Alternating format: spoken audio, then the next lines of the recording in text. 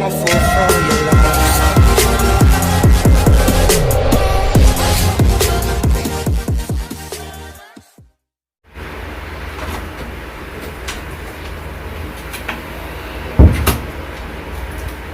what's up mga paps? Welcome back to my channel. For today's video, papakita ko kung paano magkabit ng shock absorber, ball joint at ng idler arm. So, papakita ko muna guys yung mga pyesa na nabili. Siguro last week pa ito eh. Ito nga pala yung front shock absorber. Ang brand niya is KYB XLG gas type. Ito yung front, and then ito yung sa likod. So as you can see, mas mahaba yung sa likod. Magkaiba sila.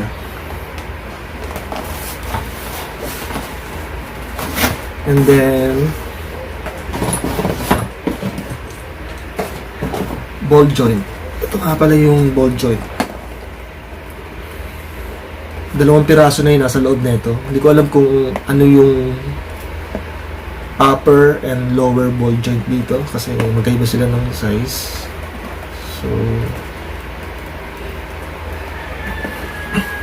actually hindi naman ako yung magkakabit ng mga ito. Ngayong umaga darating yung trusted mechanic namin na pangalan niya si Kuya Nick. So, siya na talaga yung gumagawa lahat.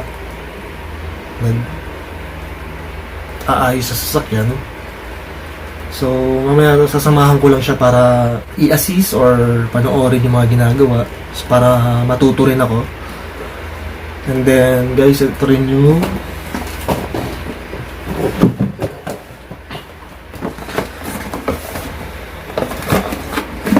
idler arm. Yan.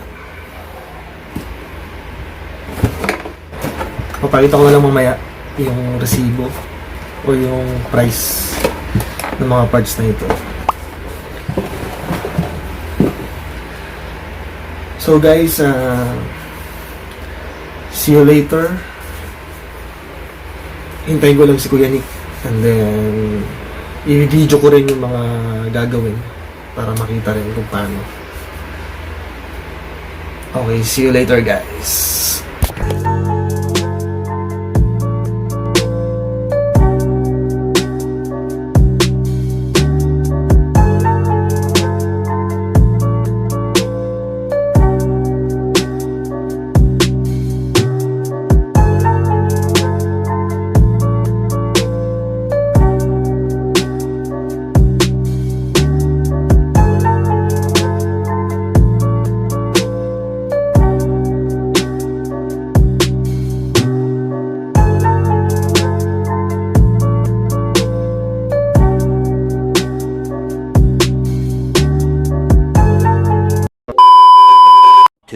Hours later.